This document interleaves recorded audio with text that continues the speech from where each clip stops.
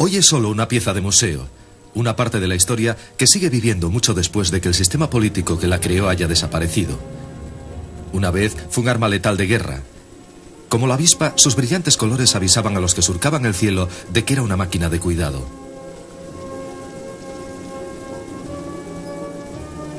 De los muchos aviones que lucharon en las batallas aéreas de la Segunda Guerra Mundial, este fue indiscutiblemente el más legendario, el Messerschmitt Bf-109. Sin ninguna duda, fue el aparato más famoso que haya volado nunca en la Luftwaffe.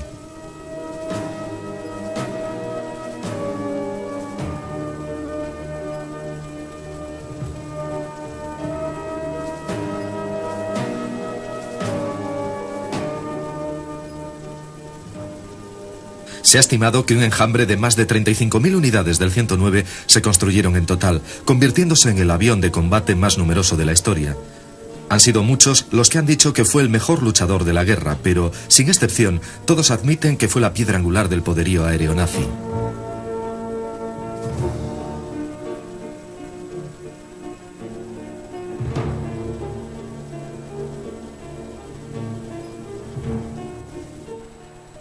A pesar del gran número producido, muy pocos 109 sobreviven hoy. De hecho, solo queda un 109 construido originalmente por los alemanes en estado de vuelo. Es el ejemplo de una época pasada.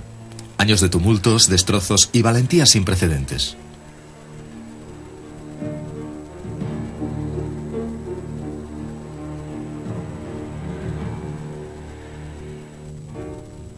Pese a sus distintivos nazis, este 109 fue construido en Sevilla por Hispano Aviación. Esta compañía voló su primer 1109 en denominación española en marzo de 1945, pasando en 1953 al 1109 M1L Buchón con motor Merlin. En España se construyeron varias versiones, algunas biplazas con motores Hispano y Merlin.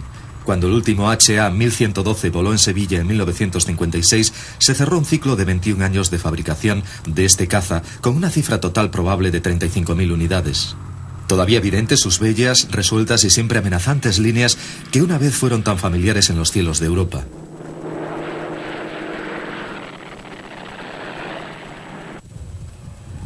Hace 50 años parecían invencibles.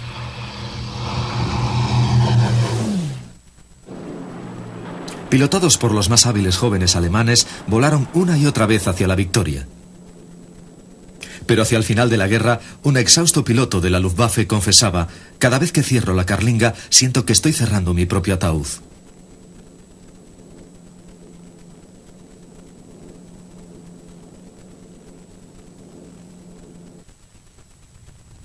Los equipos de tierra están rearmando y preparando este avión para una nueva salida. Con 3 cañones y 2 ametralladoras, el 109 era un arma formidable. A diferencia de los pilotos aliados, los de la Luftwaffe no tenían un sistema rotativo durante la Segunda Guerra Mundial, razón por la que cada uno pudo apuntarse muchas victorias y también por la que muy pocos sobrevivieron. A pesar de la tremenda camaradería que existía entre ellos en el aire, cada hombre estaba terriblemente solo.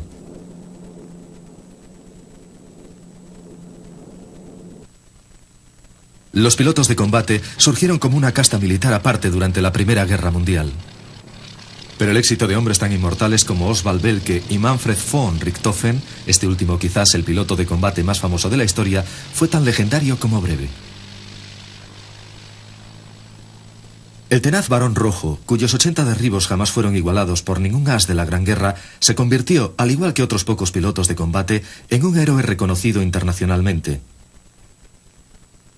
Sus aparatos, normalmente biplanos o triplanos, eran primitivos, su construcción burda, su armamento impredecible. Equipado con un peculiar motor Oberursal de cilindros rotativos y lubricado con aceite de castor, la montura favorita de von Richthofen fue el triplano Fokker DR-1. El famoso circo volante de von Richthofen, que reunía a algunos de los más hábiles pilotos de guerra, era una máquina aérea sin precedentes. La gloria les envolvía, pero la expectativa de vida de cada piloto de combate era en promedio de solo 6 semanas. Jamás se consideró ni el confort ni la seguridad de los pilotos. Los paracaídas fueron retirados por poco viriles y perniciosos para la moral. La inspección prevuelo no aseguraba nada. Los pilotos creían en el destino y confiaban en que la suerte les trajera vivos de vuelta.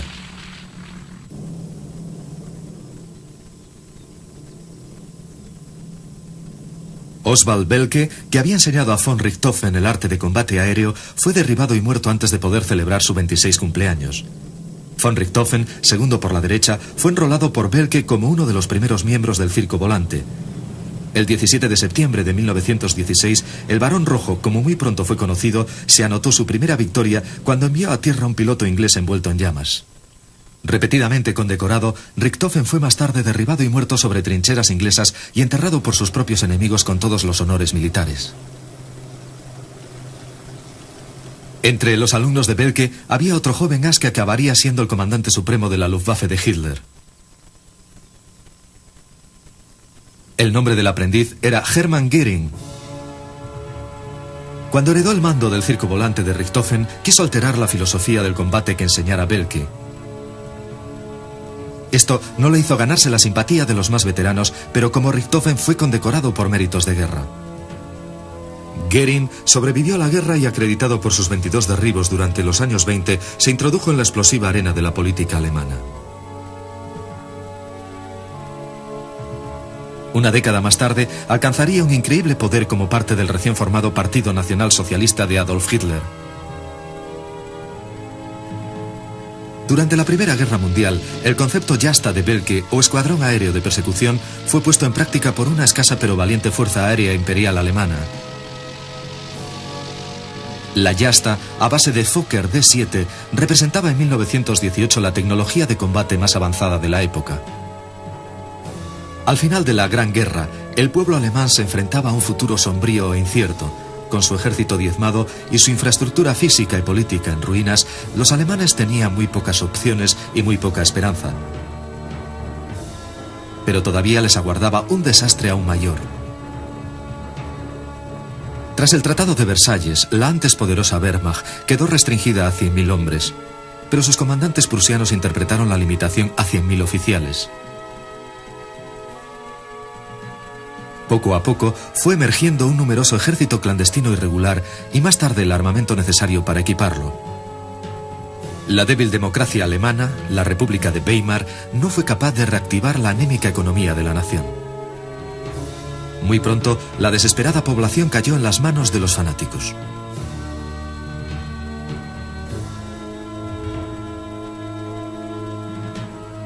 Tras la destrucción de la máquina de guerra alemana, la nación y su gente suspiraban por la dignidad perdida.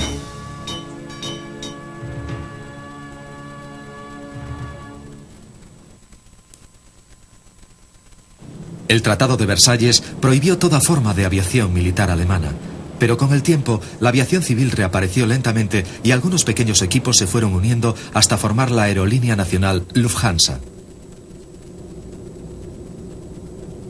En 1927, Lufthansa estaba buscando un nuevo avión de pasajeros y la Bavarian Aircraft Works, cuyo equipo de ingenieros estaba encabezado por Willy Messerschmitt, presentó este diseño de 10 asientos, el modelo 20. El primer prototipo del M20 se estrelló. Lufthansa exigió la inmediata devolución de su inversión y esto produjo la ruina financiera de la compañía bávara. Para el diseñador Willy Messerschmitt, esta debacle le ofrecía una oportunidad. Su propia industria de aviación nació tras el desastre, no sin antes mantener una acalorada discusión con el director responsable de la cancelación del M20. Ese hombre era Erhard Milch, un burócrata pragmático con fama de conseguir que las cosas se hicieran. Una vez que él y Messerschmitt discutieron, quedaron sembradas las semillas de una amarga enemistad que duraría décadas.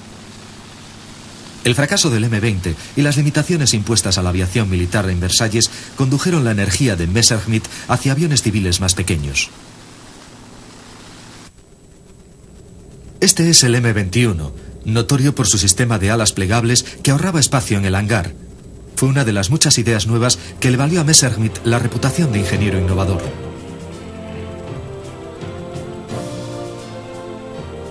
En 1932, el partido nazi había logrado el control del Reichstag o Parlamento alemán y Hitler inició rápidamente la tarea de promocionar a los miembros del partido o, cuando menos, a los simpatizantes de la causa hasta posiciones de poder a todo lo largo del entramado del gobierno.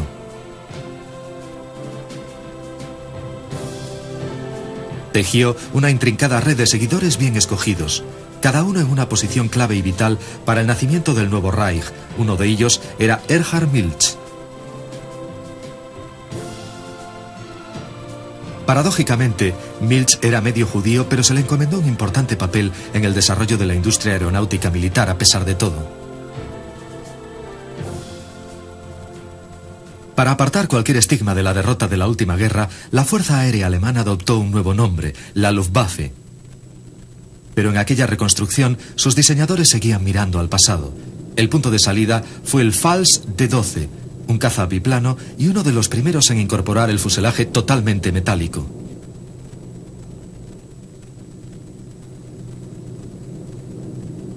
Enseguida, los nuevos biplanos de combate llenaron los cielos del nuevo Reich.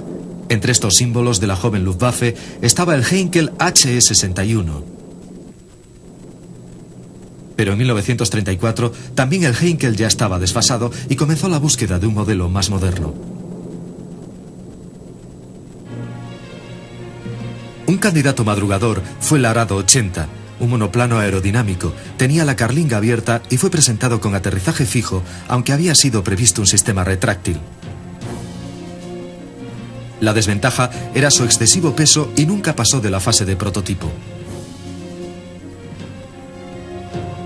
Otro contendiente fue el Focke-Wulf 159, construido con tren de aterrizaje retráctil y carlinga cerrada. Su mayor innovación fue el ala alta tipo parasol que le hacía más manejable. Pero también se rechazó su fabricación porque dicha ala hacía muy peligrosos los aterrizajes de emergencia y reducía la velocidad. El favorito para el contrato era el Heinkel 112. Tenía el tren de aterrizaje retráctil y carlinga abierta, pero este Heinkel de combate era tremendamente pesado. Por si fuera poco, sus alas eran de complicada fabricación y enormemente caras. Con el tiempo justo, Heinkel decidió mejorar su 112 con una versión más ligera y también construyó el modelo 110, aún más ligero. Al final, ninguno de los dos consiguió el contrato. En lugar de ellos, el contrato se fue a una compañía con la que nadie contaba. Había fabricado un aparato que lo tenía todo, pero sin embargo, había sido excluido de la competición.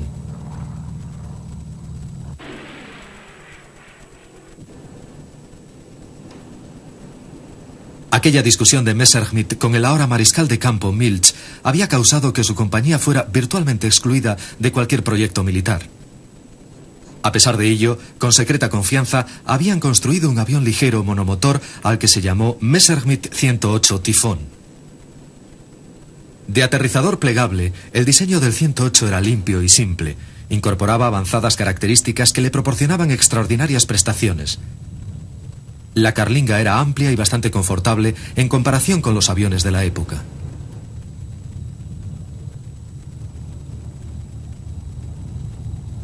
Para probar la eficacia de su diseño, Willy Messerschmitt inscribió su 108 en la carrera alrededor de Europa.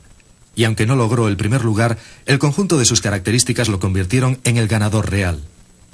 Los que lo vieron quedaron tan impresionados con el avión que Milch recibió muchas presiones para eliminar sus prejuicios contra Messerschmitt.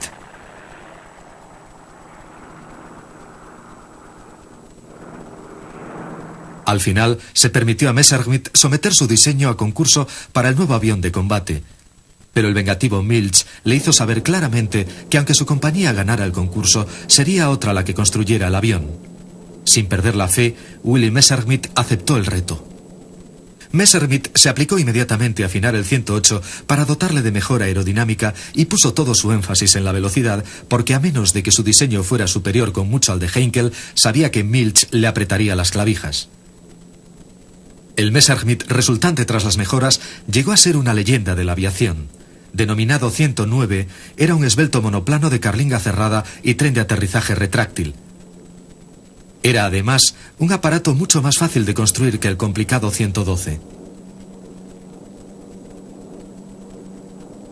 Simultáneamente a la victoria de Messerschmitt, la inteligencia alemana supo en 1936 de un caza inglés de similares características, el Spitfire.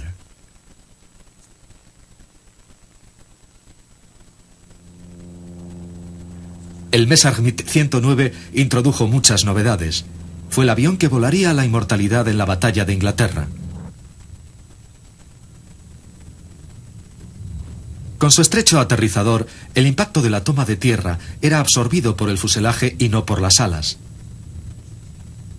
Su aguijón era un cañón colocado sobre el motor que disparaba a través del cubo de la hélice con mortal precisión.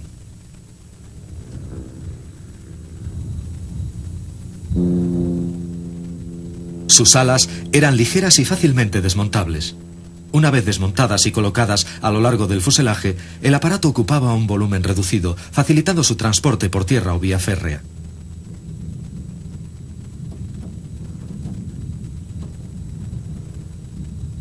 El fuselaje era estilizado y amenazador, la cabina pequeña y estrecha. En las postrimerías de los años 30, el 109 era toda una maravilla aerodinámica. Además, no era caro de producir, así que pudieron fabricarse un gran número de 109. El modelo E y F, y más tarde el G, fueron las versiones clásicas y las producidas en mayor cantidad.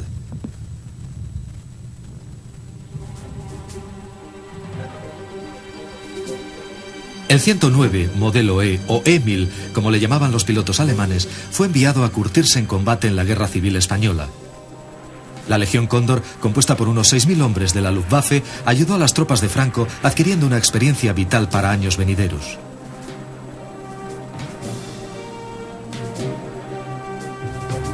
En España surgió la nueva generación de pilotos de la Luftwaffe.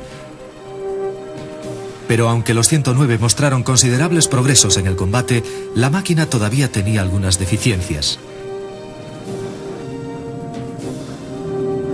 Günter Rall, tercero en el ranking de ases del combate de todos los tiempos, nos explica. El 109 era un avión muy sensible, de una cabina minúscula, palanca muy corta y algunos problemas con el tren de aterrizaje estrecho y alto, lo que causaba a los novatos a veces muchas dificultades. Cuando se empezaba el despegue, se empujaba la palanca hacia adelante para elevar la cola. Entonces había que aplicar inmediatamente el timón contrario para compensar el par de giro de la hélice.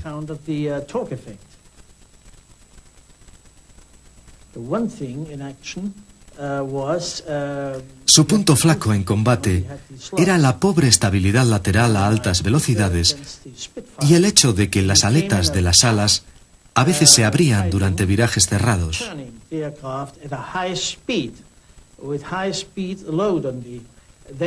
Y aunque esto impedía la entrada en pérdida, originaba una oscilación que dificultaba la puntería.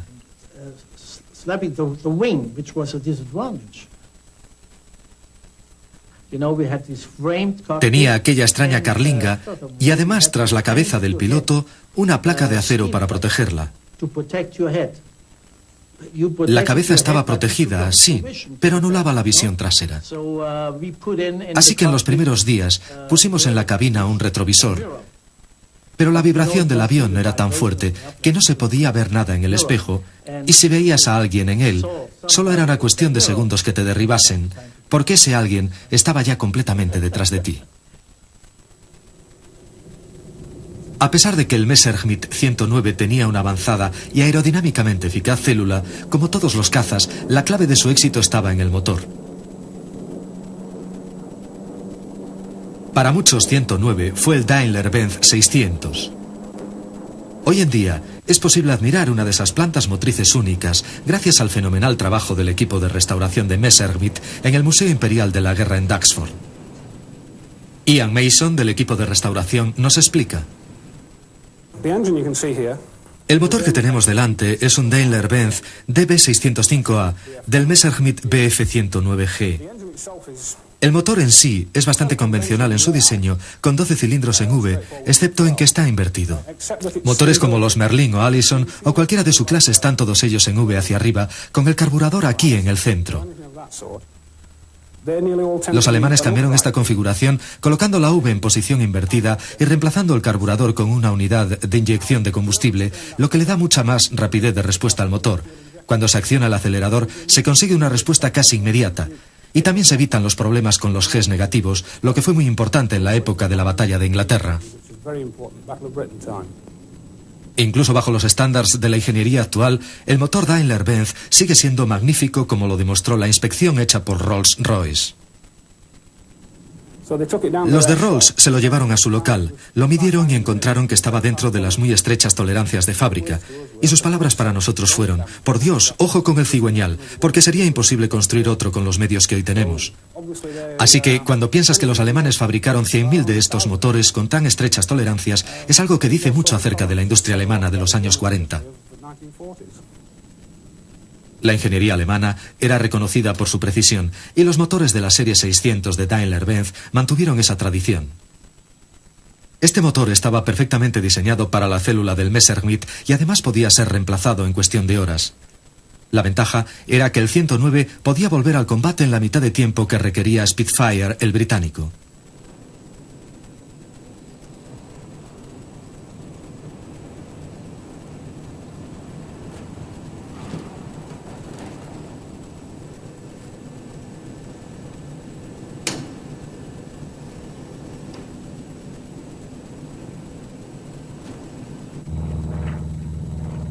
Para una mejor comprensión de cuán excepcional era el diseño del Messerschmitt, solo hay que compararlo con otros aparatos de la época.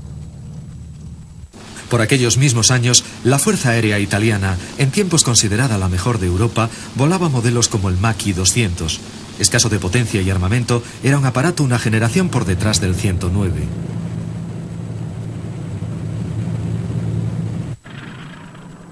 El Macchi 200 fue más tarde equipado con el propulsor Daimler-Benz 600. Denominado 202, combinó el viejo fuselaje con el nuevo motor, resultando un avión más potente, pero nunca fue rival para el Messerschmitt.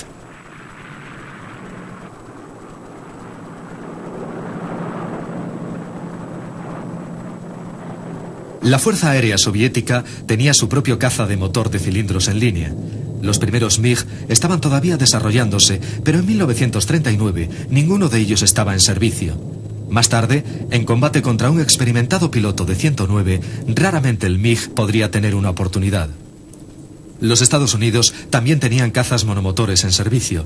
El Bell P-39 Airacobra tenía un cañón que disparaba a través del morro, muy parecido al 109, pero al contrario del Messerschmitt, el motor del Airacobra estaba colocado detrás del piloto y unido a la hélice a través de un largo eje de transmisión. El piloto accedía a la cabina a través de una puerta de forma parecida a la de un automóvil.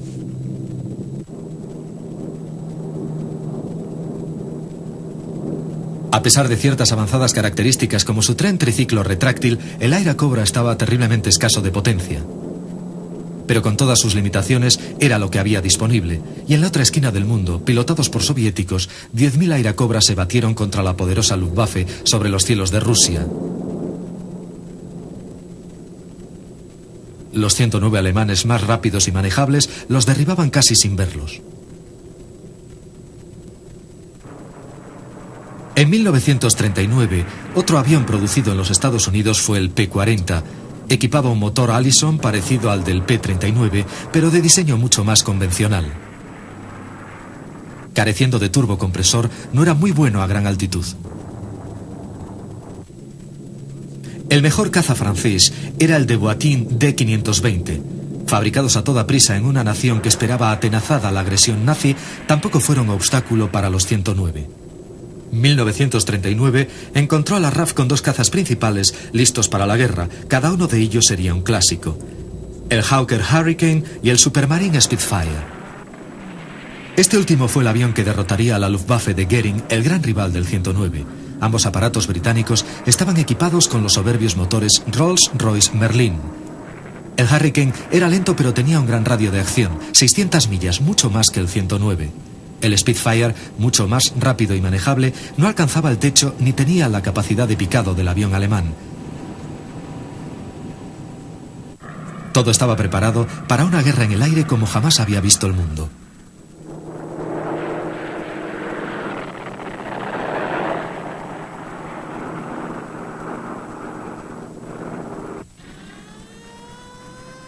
El 1 de septiembre de 1939, Alemania lanzó a Europa a la guerra.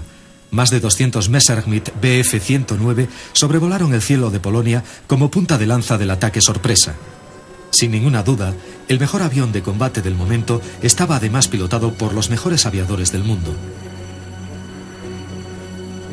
Curtidos en el combate en España, los hombres de la Luftwaffe arrasaron el país derribando todo lo que encontraron a su camino. Apoyando el avance de sus fuerzas de infantería a través del territorio polaco, la Luftwaffe se enfrentó a más de 300 aviones enemigos. Muchos fueron eliminados en tierra, sorprendidos e indefensos.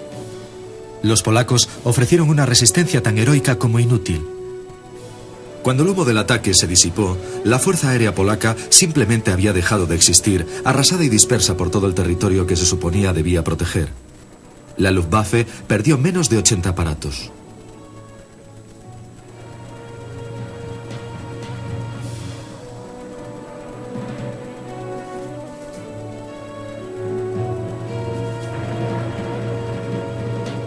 La misma historia se repitió a través de Europa. Noruega, Holanda, Bélgica y Francia fueron engullidos por la implacable marea de los ejércitos alemanes. Sobre ellos, el omnipresente 109 era un paraguas de acero asegurando la supremacía aérea en cada paso del camino.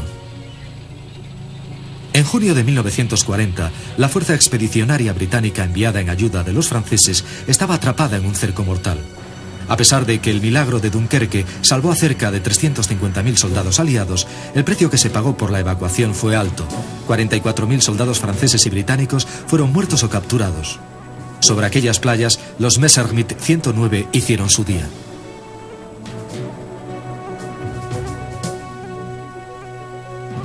Tras la derrota francesa, Alemania dirigió su atención al Reino Unido. Goering juró poner a la nación británica de rodillas e inició los raids de bombardeo diurno sobre la isla. La escolta primaria de sus bombarderos era el 109.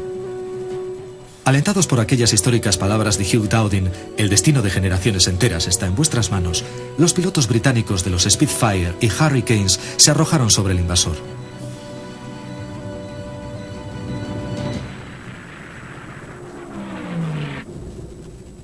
Hitler anunció: profetizo que un gran imperio será destruido. Pero junto al optimismo del Führer, los puntos débiles de los 109 empezaron a emerger. Con un radio de acción a velocidad de crucero limitado a 410 millas, sus pilotos solo disponían de 20 minutos útiles de combate.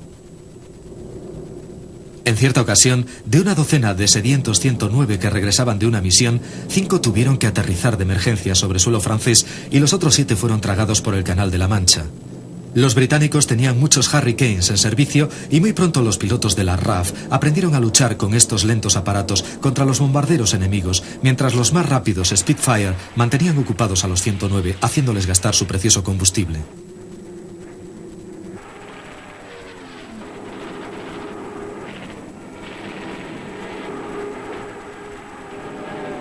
El as de la Luftwaffe, general Dieter Rabach, voló sobre Inglaterra en un 109. La batalla de Inglaterra estuvo diseñada y controlada por el alto mando. Nos ordenaban lo que teníamos que hacer exactamente y la mayoría de las veces eran misiones de escolta a los bombarderos. La misión de escolta, especialmente la escolta cercana, significa perder las ventajas naturales del piloto de caza: su rapidez, su altitud e incluso su habilidad. Tienes que fijar su velocidad y altitud a la de los bombarderos, que obviamente eran bastante más lentos que los ME-109.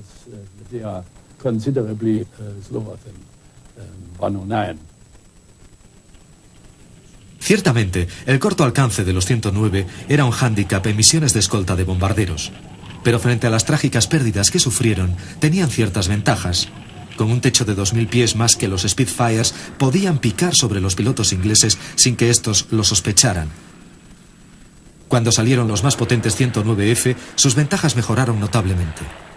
Aprendiendo de los alemanes, los pilotos ingleses dejaron de volar en formación y lo hicieron en pequeños grupos sueltos para tener más libertad de maniobra y mayor alcance de visión. Pese a su limitado alcance, los hombres de la Luftwaffe se aventuraban con sus 109 a volar en solitario sobre el canal, haciendo de señuelo para atraer a los pilotos de la RAF hasta donde esperaban sus camaradas volando en círculo sobre la costa francesa. Los pilotos de la RAF volaban hasta 7 veces diarias. El destino de los aviadores de ambos bandos se decidía en combates donde el periodo de lucha real duraba menos de 15 minutos. De forma global, esos desesperados y breves choques de hombres y máquinas determinaron el destino de sus naciones. Aunque algunos pilotos alemanes consideraban al Spitfire más maniobrable, ingleses que volaron con Emils capturados, como los hombres de la Luftwaffe llamaban a los 109E, juzgaron los dos modelos muy similares. General Dieter Rabach fue más que un piloto, también un instructor y mentor de los jóvenes pilotos a su mando. Su trabajo consistía en combinar y apilar hombre y máquina para un único propósito: el combate aéreo. Cada piloto tenía su propio avión. Si este no estaba disponible, podía entonces coger un sustituto, aunque normalmente pilotaba su aparato en el cual estaban su primer y su segundo mecánico.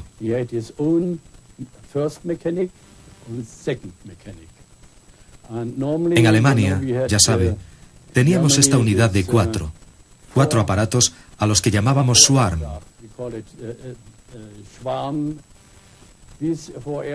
Estos 4 aparatos tenían siempre los mismos responsables de armamento, y uno de ellos, siempre el mismo, se encargaba de los sistemas hidráulicos.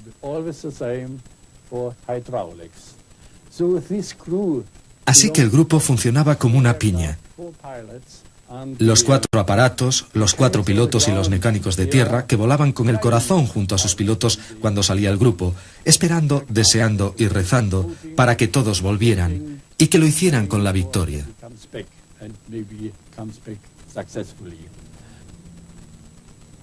El hombre de este avión fue todo un símbolo, no solamente por ser un excelente piloto de combate, sino por sus innatas cualidades de liderazgo que se desvelaron cuando sirvió en España.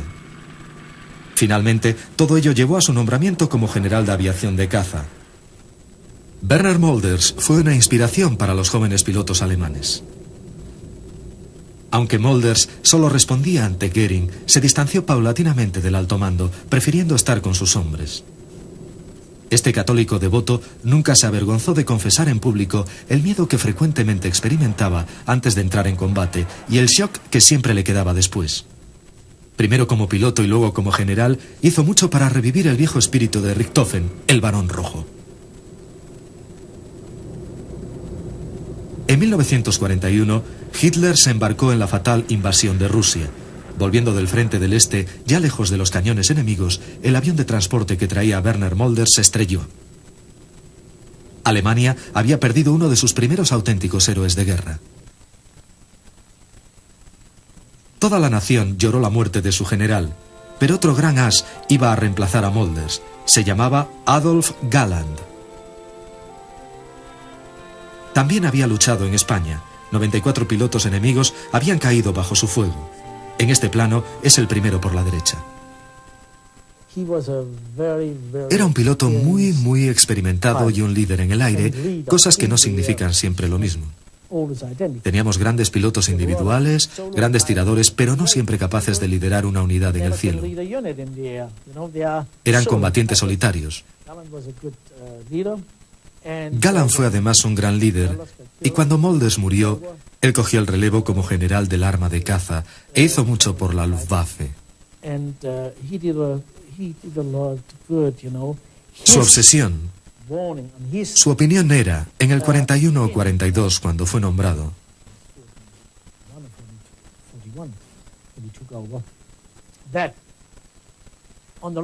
que en el largo camino que nos quedaba por recorrer necesitábamos tener una fuerza de defensa aérea muy fuerte. La prioridad de Hitler fue siempre la aviación de ataque más que la defensiva, y muy pronto exigió planes para reemplazar al 109. Así nació el Focke-Wulf 190, conocido como el pájaro carnicero. Para algunos fue el mejor combatiente alemán de la guerra. El 190 y el 109 volaron ala con ala en el cruel conflicto del frente del Este. Allí, las adversas condiciones probaron a hombres y máquinas hasta el límite. En la ácida prueba de guerra, el 190 se mostró como más avanzado que el 109, pero muchos pilotos todavía preferían el viejo 109.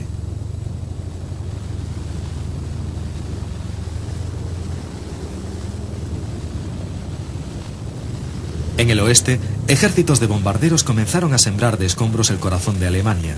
Hitler todavía insistía en fabricar aviones de bombardeo ofensivo. Galland dijo no, tenemos que producir cazas, y tenía razón. Durante la primavera de 1944, muchos ases alemanes como RAL fueron traídos del frente del este para plantar cara a los bombarderos diurnos americanos. En aquel momento, la Fuerza Aérea Norteamericana había recibido nuevos cazas con mayor alcance, fuertemente armados y mucho más rápidos como el Republic P-47. Por primera vez, los cazas norteamericanos podían escoltar a sus bombarderos muy dentro de Alemania hasta golpear el corazón del mismo Tercer Reich. La aviación aliada estaba ya haciendo aquello que Goering había jurado que nunca ocurriría. Bombarderos de gran alcance como el Consolidated Liberator y el Boeing B-17 dejaban diarias huellas de su paso por Alemania, protegidos por una fuerte escolta. Los pilotos de los 109 esperaban tensos su llegada. Escuchábamos por la radio que los bombarderos de la 8ª Fuerza Aérea estaban sobrevolando Inglaterra. Cuando abrían sus radios y las sintonizábamos, podíamos imaginar lo que iba a pasar ese día. Escuchábamos la primera alerta y esperábamos 15 minutos, y seguidamente 10, 5, hasta que el comandante decía, se están aproximando con sus escoltas a este área, y finalmente añadía, ok, a pelear.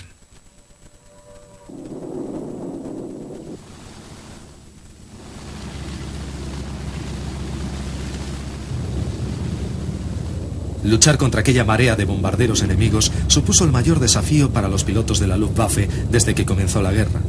Los 109 y 190 inundaron Occidente, pero a pesar de sus esfuerzos, cientos de miles de civiles alemanes morirían.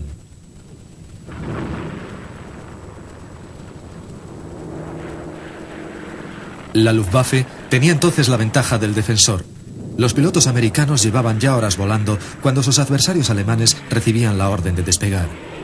Durante el largo vuelo, debían superar el fuego antiaéreo alemán, los fallos de sus propias máquinas y el terrible miedo a lo que les esperaba más adelante. Fue en el norte de Frankfurt. Vimos cómo se acercaban, bajé aproximándome todo derecho. A cerca de 8.000 metros había un grupo de P-47. Derribé uno y luego otro. Los demás saltaron sobre mí. Lo sé ahora, fue la jauría de lobos de Hapsenkes.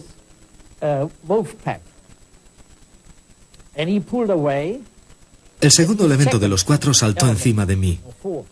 Los 4 P-47 me cazaron. Tras saltar, caí a lo alto de un árbol. Con mi pulgar arrancado, herido, quemado con el fuego del infierno, pero me dije, bien, he salido de esta.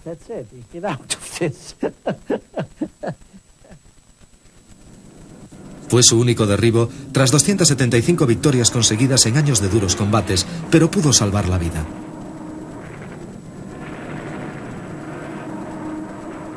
Uno tras otro, frecuentemente tras más de 500 misiones a su espalda, el tiempo, la suerte y la muerte hicieron estragos con los mejores ases de la Luftwaffe.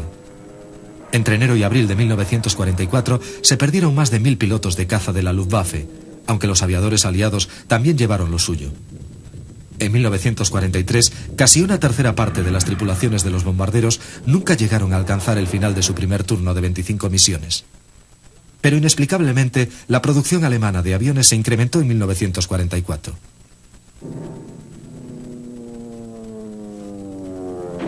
Los escoltas norteamericanos regresaban de sus misiones provocando enormes daños sobre toda clase de objetivos.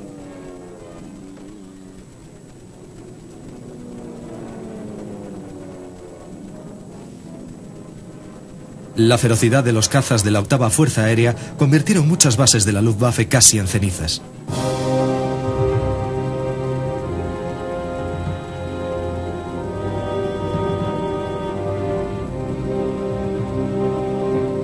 El merodeo de los cazas americanos se hizo tan numeroso que los campos de aviación grandes tuvieron que ser abandonados. Los restos de la orgullosa fuerza que un día había conquistado toda Europa, como último recurso, tuvo que esconder sus aviones en los bosques cercanos. Desde estas improvisadas bases, los exhaustos pilotos de los 109 volaban ahora con la certeza de que la guerra estaba perdida. Pero los hombres de la Luftwaffe eran la única protección que le quedaba a la indefensa población alemana contra los bombardeos. Erhard Mill advirtió que sin ellos el enemigo podría jugar al fútbol con los civiles alemanes. Esta certeza les encorajinó para seguir luchando hasta su amargo final.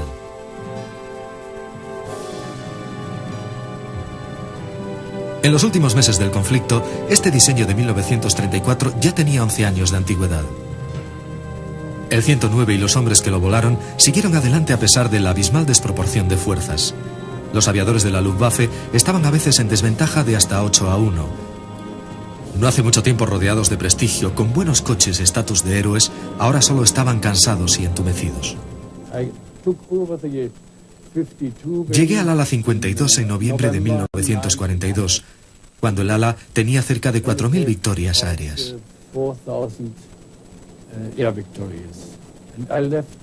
Cuando la dejé 2 años más tarde, tenían más de 10.000.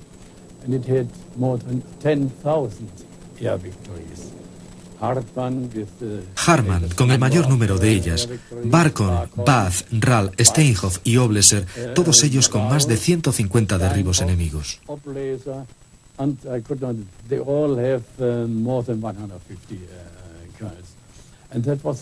Ese era el éxito. Había tenido hombres excelentes en los puestos clave. Repuestos de combustible escaseaban desesperadamente, pero el viejo 109 era capaz de mantenerse peleando bajo condiciones mínimas. Su motor era una roca y su aerodinámica impecable. Incluso aquel estrecho tren de aterrizaje demostró ser tan fuerte como el resto del aparato. Los mejores ases de la Luftwaffe lograron la mayoría de sus derribos volando el 109. Incluso admitiendo que algunos alcanzaron sus increíbles totales luchando contra aviones inferiores en el frente del este, empequeñecieron las cifras de los mejores ases aliados que rara vez llegaban a los 30 derribos. Millares y millares de pilotos de la Luftwaffe volaron sus últimas misiones en los 109 y las marcas de sus derribos en los laterales de los cazas aliados fueron testimonios mudos de sus últimos instantes en la defensa de la causa alemana.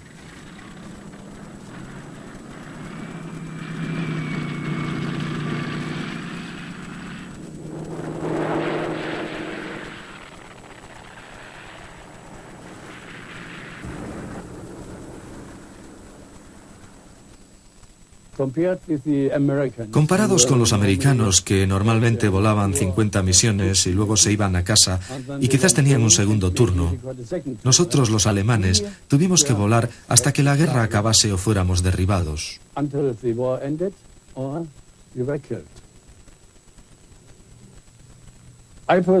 Yo, personalmente, he volado en más de 1000 misiones y conseguí 125 derribos.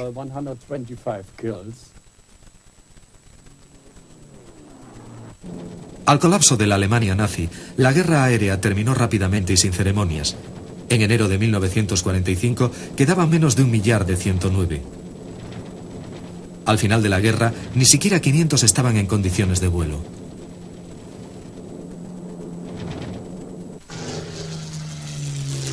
Los aliados capturaron algunos 109 durante la guerra y los mantuvieron para experimentar y con fines propagandísticos.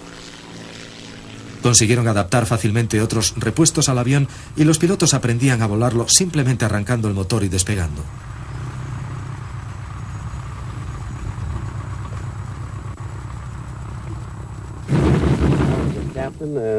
Yo era capitán en la base de Bright en pruebas de vuelo como oficial de operaciones, y cuando nos llegaron 2 109 y 2 Focke-Wulf, tan pronto como estuvieron preparados, me coloqué el primero de la lista para volarlos y mi primer vuelo fue en un 109.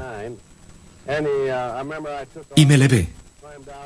Después de alcanzar altura, otro de nuestros pilotos con un P-51 se me acercó.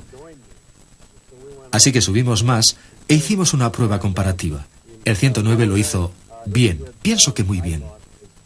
Me gustaron sus características: pequeño tamaño, gran aceleración, sus velocidades de ascenso y de picada y sus grandes posibilidades de maniobra.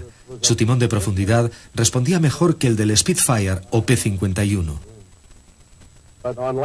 Al aterrizar, ya sabe, estábamos todos preocupados por aquel estrecho y alto tren de aterrizaje, aunque realmente no era un problema real aterrizar.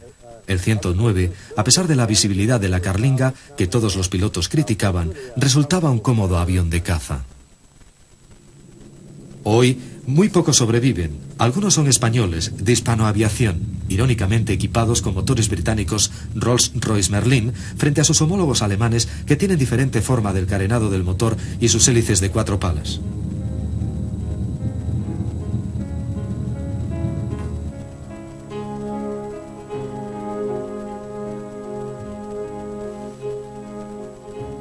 Los originales, raros, se consideran preciosas piezas de colección para museos de todo el mundo.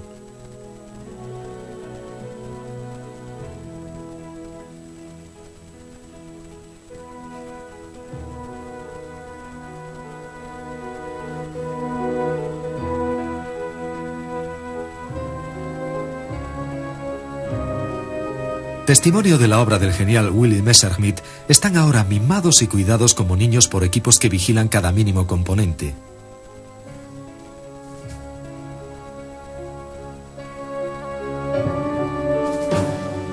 Dedican cientos de horas de trabajo a máquinas que en otro tiempo inspiraron terror y respeto. El amoroso cuidado que se les otorga ahora es curiosa y diametralmente opuesto a la violenta naturaleza con que fueron concebidos entonces.